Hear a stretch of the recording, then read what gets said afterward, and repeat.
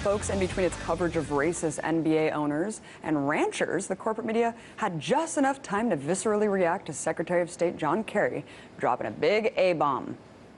Secretary of State John Kerry is pushing back after drawing heavy criticism for comments he made about Israel during a closed-door meeting with world leaders on Friday. At a closed-door meeting in Washington Friday, Kerry said if Middle East peace is not achieved, Israel could become an apartheid state. That remark triggered a storm of criticism. Certainly, using the term apartheid is a loaded comment, and that's what had Republicans, as well as some Democrats, up in arms over Secretary of State John Kerry's remark. This is beyond something requiring an apology.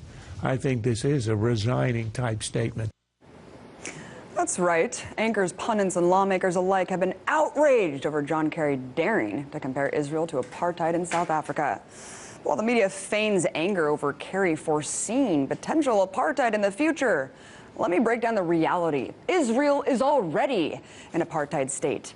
In fact, instances of institutionalized segregation in the country abound. For starters, Israel has a permit system, which restricts travel for ethnic Palestinians in the West Bank, limiting where they can live unless they obtain permits from the Israeli government.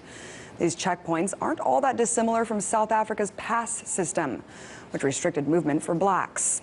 In regard to the limited mobility of Palestinians, former U.S. President Jimmy Carter said in 2006 that, quote, when Israel occupies territory deep within the West Bank and connects the 200 or so settlements with each other with a road, and then prohibits the Palestinians from using that road, or in many cases even crossing it, this perpetuates even worse instances of apartness or apartheid than we witnessed even in South Africa.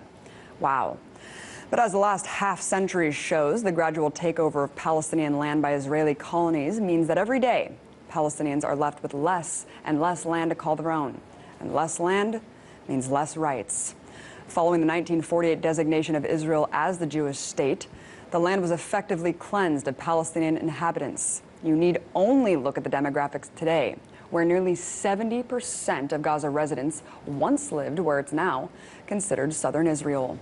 Historian Juan Cole notes in a recent article how the segregation that exists within villages is not found on any map, citing that somewhere around 90,000 Arabs live in the 176 unrecognized villages inside Israel. The inhabitants of these villages are considered internal refugees, displaced after the 1948 war, having fled their homes with nowhere else to go. And being unrecognized by Israel means that tens of thousands of Arab residents have no access to public services like water, roads, education, healthcare, or even electricity. But hey, we have to be careful, not get carried away and start comparing Israel to South Africa, right? I mean, come on. It's not like Israel was forcibly injecting African immigrants with birth control, some sort of nuanced eugenics program. Oh, wait, yes, apparently as many as 130,000 Ethiopian women were forcibly sterilized, according to Haaretz, dropping the birth rate of Ethiopian Israelis by 20%. All right, but at least Israel didn't uphold a law banning Palestinians from living with their spouses in Israel, right? Oh, wait, they did. Despite human rights organizations calling the ruling racist, Israel's Supreme Court has legally prevented thousands of individuals in the West Bank and Gaza from living with their spouses in Israel. All right, fine. But at the very least, there aren't any parts of Israel that would introduce racially segregated schools, right? Unfortunately, they're doing that too. Last summer, children in South Tel Aviv attended preschool classes segregated by race. So, knowing all of this, is it really any wonder why we're seeing growing support for the Israel Boycott, Divestment, Sanctions Movement, or BDS, where just like South Africa, an international movement is galvanizing to divest and boycott Israel for its apartheid system? So, given the emotional reaction to anyone simply criticizing the Israeli government, these unpopular truths are rarely discussed. But I think it's about time we call a spade a spade. Call it segregation, call it racism, call it what you will.